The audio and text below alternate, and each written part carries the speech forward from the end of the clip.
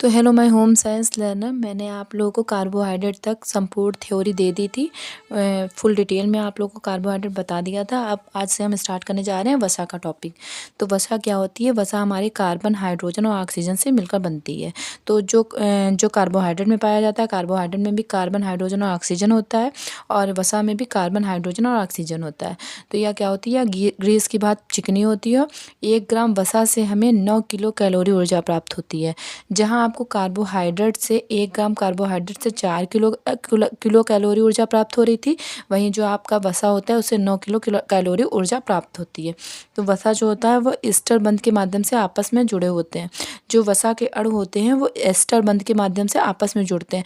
जैसे कार्बोहाइड्रेट में मैंने आपको बताया था, जो कार्बोहाइड्रेट के अणु होते जो आपस में जुड़ रहे हैं तो वो आपके ग्लाइकोसिटिक बंध के माध्यम से जुड़ रहे थे, और यहाँ जो वसा के अणु आपस में जुड़ेंगे वो एस्टर बंध के माध्यम से आपस में जुड़ेंगे। वसा का पाचन जो है लाइपेज नामक एंजाइम्स के माध्यम से होता है। वसा का पाचन, मैंने पाचन तंत्र में आप लोगों को बताया था कि जो अग्नाशय से जो लेट नामक एंजाइम निकलता है उसमें लाइपेज से वसा का पाचन होता है। तो वसा का पाचन लाइपेज नामक एंजाइम के माध्यम से होता है। वसा मुख्य रूप से ग्लिसरॉल के 1 अणु और फैटी एसिड के 3 अणुओं से मिलकर बनती है। तो वसा का निर्माण कैसे होता है? वसा जो है एक ग्लिसरॉल का 1 अणु होता है और फैटी एसिड का 3 अणु मिलता है, तब वसा का निर्माण होता है। और जो ये आपस में जुड़ते हैं वो एस्टर बंध के माध्यम से आपस में जुड़ते हैं।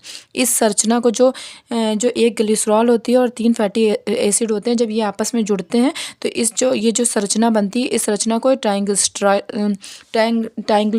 कहते हैं, ट्राइंग्लिसराइड बोलते हैं। और जो इसमें ये जो अणु आपस में जुड़ते हैं वो एस्टर बंध के माध्यम से आपस में जुड़ते हैं। ठीक है।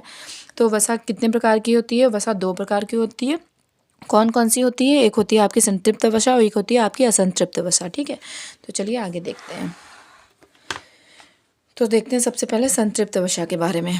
संतृप्त वसा क्या होती है? जो साधारण ताप पर ठोस अवस्था में रहती है।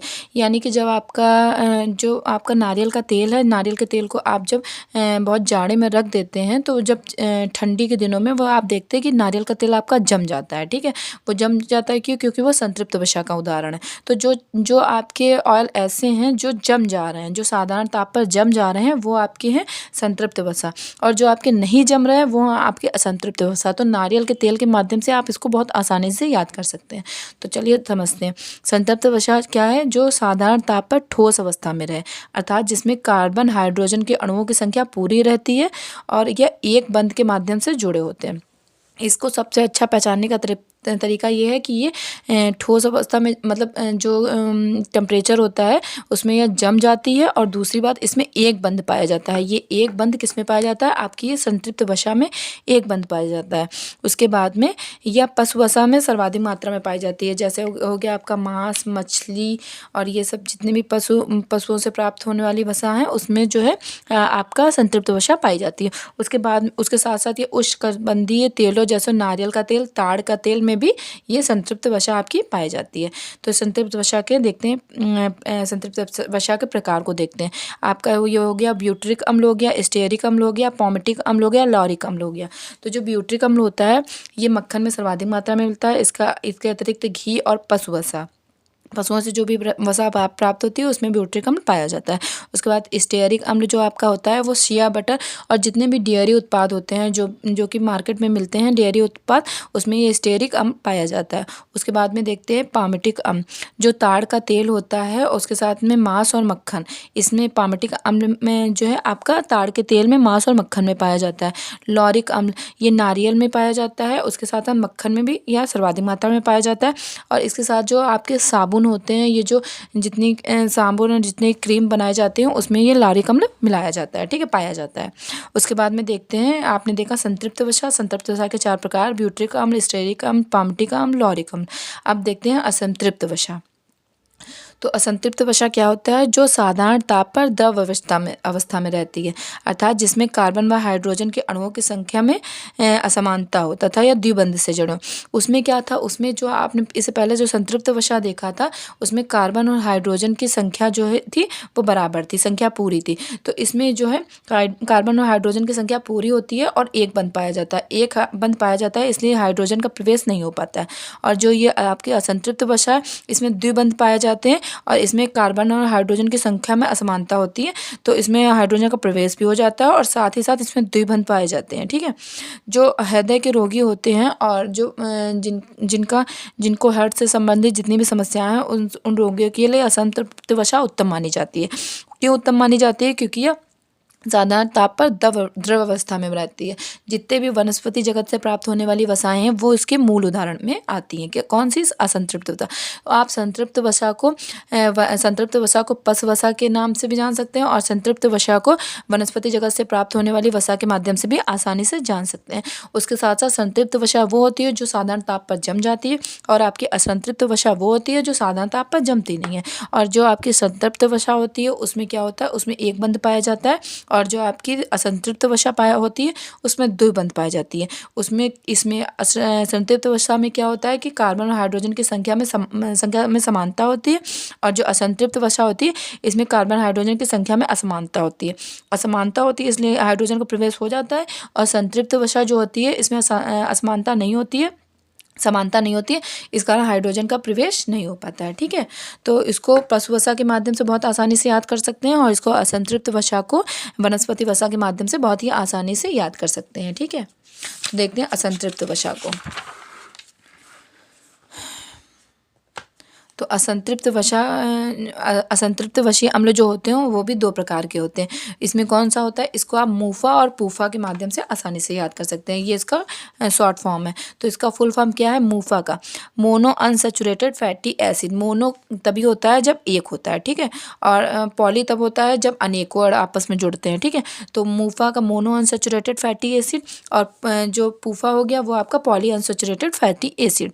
तो मोनो में एक अणु आपस में जुड़ रहे हैं और उसके बाद में ये जो पॉली में है उसमें अनेकों और आपस में जुड़ रहे हैं। तो मोनो और पॉली को समझते हैं।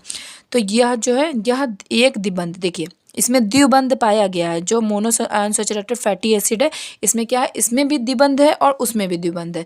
इसमें और उसमें अंतर केवल इतना है कि मोनो अनसैचुरेटेड फैटी एसिड में केवल एक द्विबंध पाया गया है, एक डबल बॉन्ड के माध्यम से ये अणु जो है आपस में जुड़े हुए हैं। जबकि पॉली अनसैचुरेटेड फैटी एसिड में क्या होता है?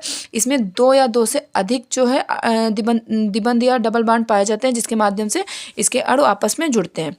तो बस आप ऐसे याद रखिएगा कि मोनो का मतलब हो गया एक, पॉली का मतलब हो गया बहुत सारे। तो जब मोनो अनसैचुरेटेड फैटी एसिड की बात होएगी तो यह एक द्विबंध डबल बॉन्ड है, लेकिन कितना है? एक ही है।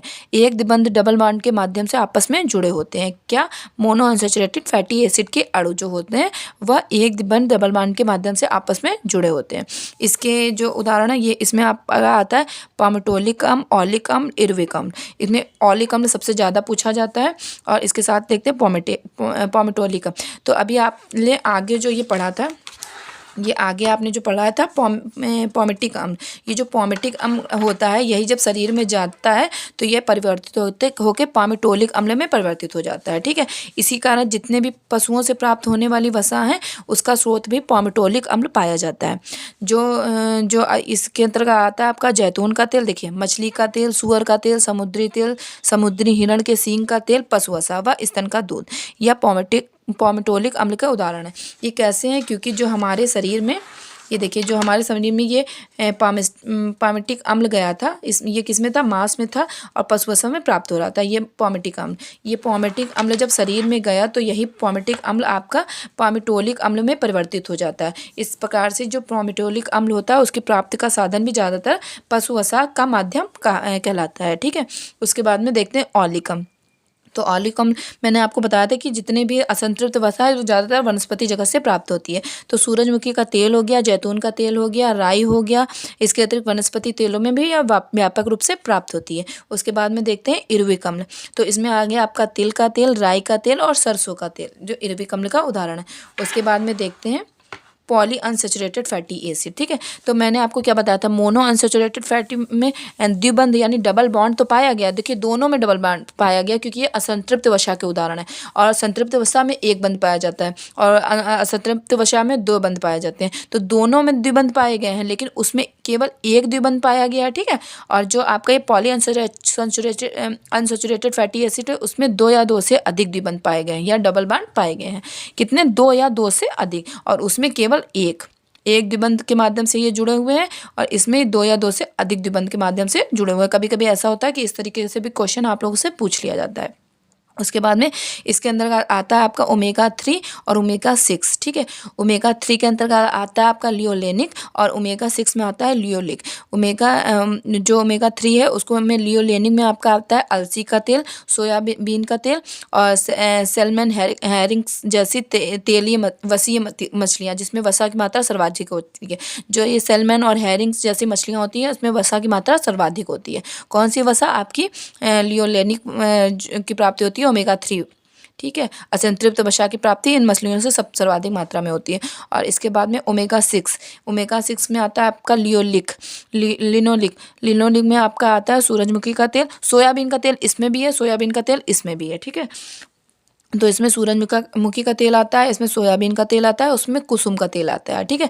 उसके बाद ओमेगा 6 में ही आपका आता है एर्काडोनिक, ठीक है। और एर्काडोनिक हम सबसे ज़्यादा प्राणिज स्रोतों से मिलता है जिसमें आता है मांस, मछली, लीवर आदि से एर्काडोनिक सबसे सर्वाधिक मात्रा में मिलता है। एर्काडोनिक का कार्य क्या होता है? ये जो बच्चे होते हैं छोटे बच्चों के लिए ये एर्काडोनिक बहुत ही ज़्यादा महत्वपूर्ण होता है, ठीक है।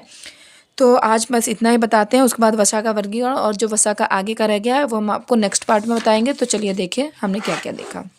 हमने समझा वसा को, वसा क्या है, जो है ये ग्लिसरॉल और फैटी एसिड से मिलकर मिलती है। इसको ट्राइग्लिसराइड भी बोलते हैं। बस ये हम लोग 2 प्रकार के होते हैं, एक आपका संतृप्त वसा, असंतृप्त वसा। उसके बाद में संतृप्त वसा में क्या होता है कि इसमें जो है एक बंध पाया जाता है, वही असंतृप्त वसा में द्विबंध पाए जाते हैं। ये ठोस रहती है और या आपकी तरल रहती है। उसके बाद में आपने असंतृप्त वसा के अंतर्गत में देखा, आपने मुफा देखा और पूफा देखा। मुफा में केवल एक द्विबंध पाया जाएगा, एक द्विबंध के माध्यम से इसके अणु आपस में जुड़े होंगे। इसमें पामेटोलिक हो गया, ओलिक हो गया, इरविक हो गया।